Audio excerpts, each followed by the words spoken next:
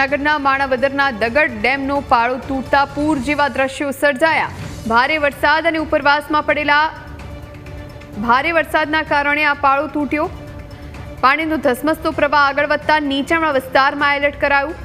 પ્રાંત અધિકારી કનકસિંહ ગોહિલે દગડ ડેમ પહોંચ્યા અને તમામ પરિસ્થિતિનો તાગ મેળવ્યો, જરૂરી સૂચના પણ આપી।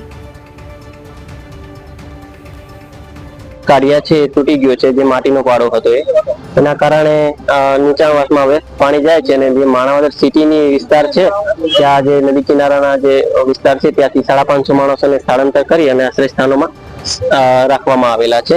તાલુકાની સંપૂર્ણ તાલુકાની વાત કરીએ તો તાલુકાના 10 ગામ સંપૂર્ણ સંપર્ક વિહોણા છે હાલ, અને 10 ગામ એવા છે કે જ્યાં ઓલ્ટરનેટ રસ્તાથી જઈ શકાય છે। ગામોમાં કોઈ પણ પ્રકારની જાનહાનિ કે કોઈ માણસો ફસાયા હોય એવી હાલ કોઈ પરિસ્થિતિ છે નહીં।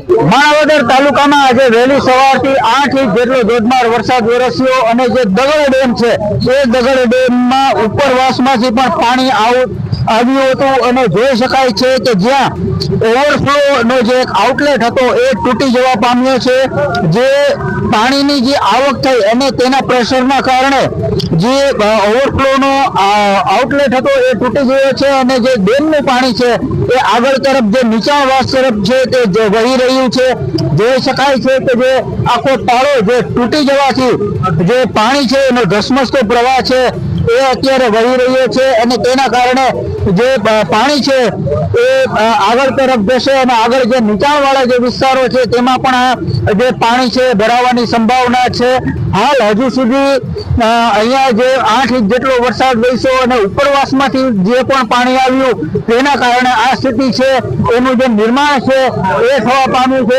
જે દ્રશ્યો જોઈ શકાય છે કે જે પાળા સહિતના જે આ જે દ્રશ્યો છે તે ધોવાણ થતું જાય છે, મતલબ કે જે આસપાસની જે માટીઓ છે એ પણ એમનું ધોવાણ છે એ થતું જાય છે અને હાલ જે નીચાણવાળા વિસ્તારો છે એમાં પણ એક ચિંતા છે એ વ્યાપી છે। સાગર ઠાકર, ન્યૂઝ કેપિટલ, માણાવદર।